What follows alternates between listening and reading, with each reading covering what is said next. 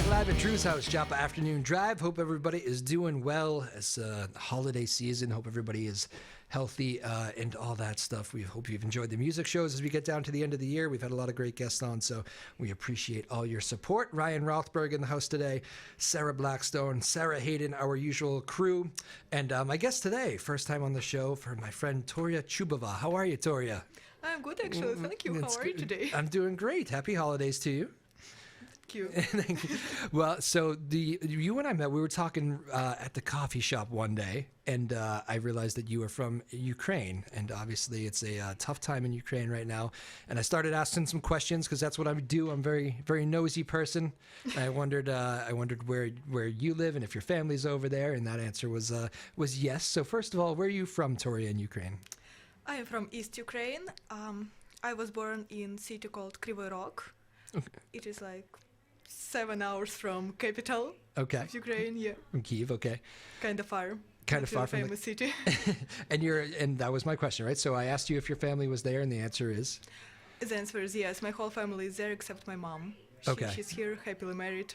Okay, so your parents are here, but the rest of the family is there. How many family members does that leave? Is that over than 10, I suppose. Okay. I got a very big family. Very good. Yeah. Well, it's not that. Yeah, I guess I have a big family too, so it's like that. But all right, so they're all over there. I imagine you're thinking about them a lot these days. Yeah, and actually I talk very often to them over the phone. I have video calls with my granddad. He's not feeling well right now. He's pretty old, but he's in the hospital, so it's not the best time for Ukraine and not the best time for our family, obviously.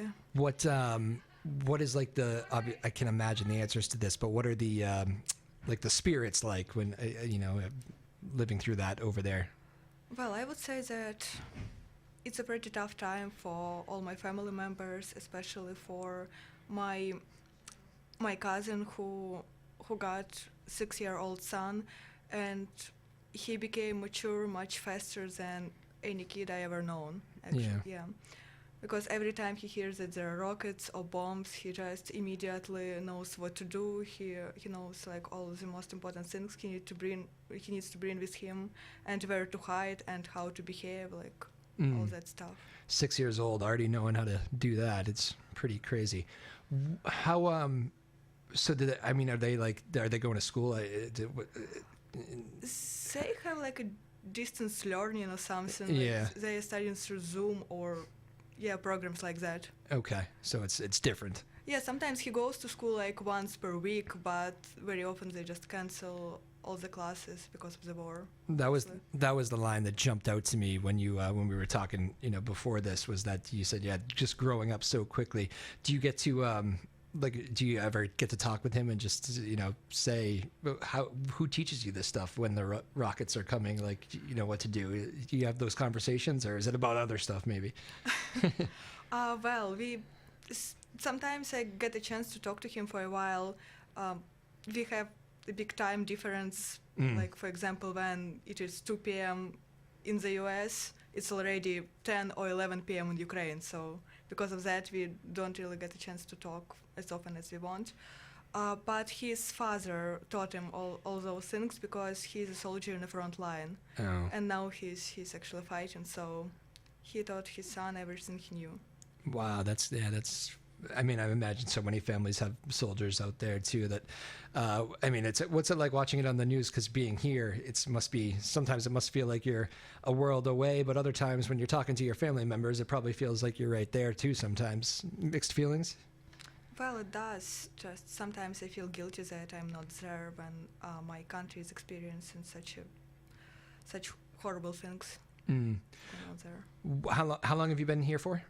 For almost 3 years. 3 years? Yeah, I moved here on January 2020. And all the years before were in eastern Ukraine here? No, I actually moved here from Czech Republic. Oh, okay. I've been living there for 3 years as well. Oh, you've been around. Okay. Yeah. Wow. All right. Traveling a lot. I get you. Okay, but Ukraine is still. Somebody asks you your home. It's Ukraine. It's always Ukraine. It's always Ukraine. Very good. What's the?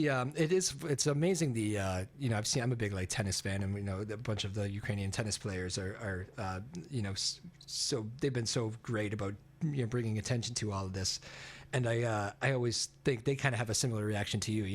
They hate seeing it, and it's it's tough watching your homeland go through this. And do you ever you probably don't ever want to be back. Do you ever like hope the whole family can come here, or do you know that's where they want to be? Well, I wish they could, but they don't really want to. Yeah. Like they got an opportunity to move to Poland. At least my cousin and her whole family, including her mom and her stepdad, but they decided to stay in Ukraine. They don't want to feel like they're betrayers or something. Really? So, and they just, that's home. They love it there, and they're not going to move. Yeah. Wow. So I even invited them to move here, and they said no, definitely not. Really? This country is too different from Ukraine, so wow. they want to raise their kids and their grandkids in Ukraine. What is it about Ukraine? Because you hear so much. There's so much. I mean, there's so many great stories about Ukrainians that have come out during all this through such a hard time. But it's every time you talk about these stories, it's like this national pride, and it's like they will do anything to defend their homeland. There is something about Ukrainian national pride. Like, what is it? It seems like, I guess everybody has a little bit of pride in their country, and maybe a lot of it, but it seems even beyond a lot of it. Honestly, I never known this thing about Ukrainians until the war started. Really? This showed a lot about your people? Yeah, and then like everyone started to support each other and just help with everything they can. Yeah. Like, honestly, I feel bad, but I always thought worse about my people than I do now. That's probably natural. I think a lot of times. And it happens in this country too, trust me. But also I'm proud to be Ukrainian now, after all those news. There's something to that, right? I mean, from watching from a distance, watching from here in the United States, you must have a sense of just real pride. Like, look at my people there. Yeah, but at the same time, I feel bad that I'm not there right now, that I don't go through all those horrible things that even my family goes. Who are you closest with over there? Is it a cousin, or is it a grandfather, or? Well, I'm really close with my cousin. She is older than me, like 12 years older than me, but I always can talk to her about everything that bothers me. And my granddad, I really respect him a lot. Yeah. Now he's not feeling well at all. He stopped being himself. Yeah. So it's really hard to recognize the person he used to be. And he's seen a lot over the years. Yeah, like he doesn't really realize there is a war outside. Yeah. It's actually a second war in his life. Yeah. He's been born in 1940. So that's actually a second one. Wow. He's experiencing.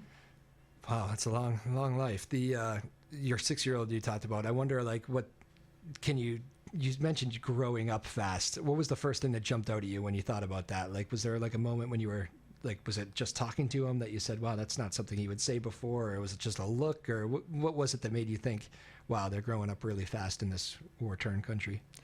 Yeah, like I remember that kid when he was 5 or 4. He was really spoiled. He didn't listen to his parents. He was a completely different person than he is now. He's very quiet and patient and understanding right now. So when you talk to him, you feel like you are talking to another adult. And how old is he, you said? Now he's 6. Yeah, he feels great. Yeah. Yeah. So he's 6 probably. So now, but he's kind of reserved and. Yeah, he's behaving like his father, like a real soldier, and he's proud of who his father is. Yeah, I mean, I'm sure there's a lot of that there. Does he ever talk to you about that? I mean, it must be a whole different world being the son or daughter of somebody fighting. Well, he doesn't really talk to people anymore like that. He's pretty quiet, and he's trying to avoid any communication. Really? Yeah, sometimes I talk to him like for 1 minute or 2, but that's it. Really? Yeah, he's not playing with his toys anymore, with his little cars and stuff. Yeah. Just. What are the stories that have even surprised you about your past home, Ukraine? Like, do you hear things from family members that you said, oh, really, that's what it's like, and it even surprised you being back here in the United States?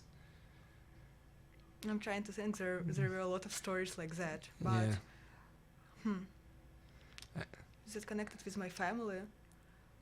Probably I started thinking much better about my family members after the war started, and they helped even people who they never known, like literal strangers.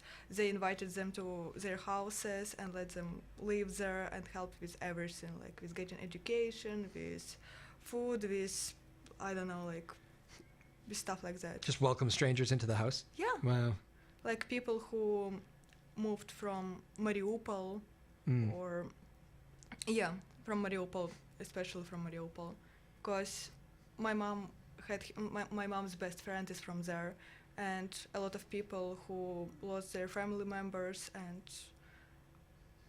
I don't know, sometimes job and everything they had, they're just moving closer to my city, and my family invites them to our houses. Yeah, I mean, some of those hard-hit cities, and when you talk about people not wanting to leave too, that is probably what a lot of them do, right? Is they find friends, or not friends, but people who become friends, and people like your family members offer a hand and offer a home, and now it's almost like the family grows, right? That's true. Viktoriia Chubova joining us. Am I doing the last name okay? Chubova? No, but... No? Can you say it for me again? Chubova. Chubova. No. What? I thought we were saying the same thing. I accept it. Okay. I accept it. Give it to me one more time. Chubova. Chubova. She's so disappointed in me. That's okay. I've done that with much easier names. I've made mistakes with, so not mistakes. I actually not sure I can get that one right. You made fun of me once in the coffee shop for not being able to roll my R's correctly. I think that was it. But you make fun of my accent all the time. Well, that's really hard to mess up the name Toria, but anyway, you did a great job at this. I messed up Toria? Yes. Am I still? You still don't like Toria? That was a little better. You have to roll the R. Yeah. Yeah, I'm not great at that. Well, now it's getting better, because you keep calling me Toria, because you see me almost every day at Starbucks. So true. Yes, well, that is true. The American Viktoriia is not. It's not quite the same. Well, close enough. It's because just don't call me Vicky. Okay, we won't go with that. Okay. Viktoriia is now I'm trying too hard. Viktoriia Chubova in the house. Yeah, that's better. Better? See, Yeah, we'll be great by progress. the time the show is over. This is fantastic. I feel like I've done a bad job with the name. I'm just kidding. It's okay, I forgive you. This is part of our relationship, is you make fun of me over pronunciations. So what has been? God, the wars. It's been a long war now, and of course, I can imagine being here and watching it from a distance, and like, I don't know, does it get like draining? Do you almost have to like turn it off? I'm sure you don't love like the request of like, would you like to come on and talk about it? Because it's probably like, oh, it's what I think about all the time. There must be part of you that's like that, I'm sure. So thank you for coming on. But does it get draining, like to see it on the news and see your country going through that? I mean, it must be. Well, honestly, it gave me a lot of stress. That's why right now I'm trying to not watch too much news. Yeah. Because it gave you a lot of what? What did you say? A lot of stress. Stress. Yeah. And I'm trying to stay supportive and understanding to, like, when my mom wants to talk to me about it, or when I'm talking to my granddad who is about to die now. So just to keep myself calm and just not stressful at all. I'm just trying to limit the amount of news I'm watching. Yeah. And then you're like, and then you asked me to come on and talk about it, and That's okay. Like, the most funny part is when you work at coffee shop and people find out that you're from Ukraine. They're like, welcome. Like, no matter how long you've been living here, welcome. They all think that you moved just yesterday. Yeah, I've been here for 3 years. Yeah. Anyway, welcome. I guess yeah. Oh, okay, thank you. And your mother kind of picks her spots to talk about it too. She's same deal. Well, yeah. She's not working right now, so she spends a lot of time at home talking to her family, watching news, and of course she starts thinking about it more and more, and she just needs someone who would talk to her about it and just help her to calm down. Yeah. What is the expression, the long live? I've heard President Zelensky say it a lot. He always said it at the end. It ends with Ukraine. Do you know it's like 2 words? Is it glory to Ukraine or something? Not sure what I'm talking about. This is probably a bad translation by me. I just know that we have this thing, like when someone says glory to Ukraine, we always have to respond glory to our heroes. Like Slava Ukraini, Heroям Slava. Oh wait, so Slava Ukraine. That's it, I think, right? Does Zelensky say that? Yeah. Yeah, I think he says Slava Ukraine. It's not only Zelensky, everyone says that. Everybody. Well, I don't know. I've never been there. How am I supposed to know, Toria? Well, now you do. All right, and what's the slogan again? The one you used to have to the call and So response. next time you come into my coffee shop, you're saying "Glory to Ukraine," and I'm answering "Glory to our heroes." We're gonna do that. Yeah, you're gonna do that. Okay. So you say the glory to Ukraine part. Yeah, Slava Ukraini, and I'm answering "Heroям Slava." Okay. Give me that to me one more time. Okay, Slava Ukraini, Hmm. and I'm answering "Heroям Slava." Okay. That's all right. I like that. That's very good. Have to practice this. Don't want to mess that up. That's okay. I'll practice every day, every time you come in for a refill. That's fine. What about what about when you like? I mean, are they even? Is your family over there? Are they doing like? Is there time to celebrate like birthdays, holidays? But Did- there's always time to There's always celebrate time. Okay. birthdays and holidays. There's still so it's an interesting thing though because there is still joy over there. Like I mean, it's a horrible situation obviously, but it's there. We have a lot of jokes about it actually. When the war just started, everyone is like, "Oh my God, there was a rocket like 2 miles from our house," and now it's just like you hear that there is a rocket, and you keep like searching Amazon for gifts for Christmas and stuff. Like you just don't care. Like something is going on outside. That's okay. So you're kind of mortified by that kind of talk too. Yeah, like people can get used to everything. So, Yeah. so that's what is going on with Ukrainians now. Well, I guess that's how you deal with tough situations, right? Is you some humor kind of helps. I mean, yeah, you can't be depressed all the time, right? No. Earlier or later, you just accept the situation. Yeah. Yep. Okay. Fair enough. And it's the. I guess that makes a lot of sense then. What's when you first heard that? Like when you first heard about this whole invasion and it started, and did you think this was still going to be the case like down the road? Did you know as soon as this started that this was going to be a long haul? No one knew that, but some people talked that Russian president was planning this for 8 years. Like, it can be true, or people just assume. You never know. But I was kind of hoping it will end soon. But my first thought was, oh my God, now I'll not be able to visit my family at all, because you Yeah. never know when it ends. Yeah, I mean, you've talked about wanting to go back a couple times, or however you phrased it. You're guilty about not being there. Do you just like long for the day when you can like safely go back there? Oh well, I'm afraid that by the time I'll be able to go there, there will be no family members I want to visit now. Like my grandma died already, and I wasn't able to visit her because like the war was just about to start. She passed away during the war. Like right before the war started. Okay.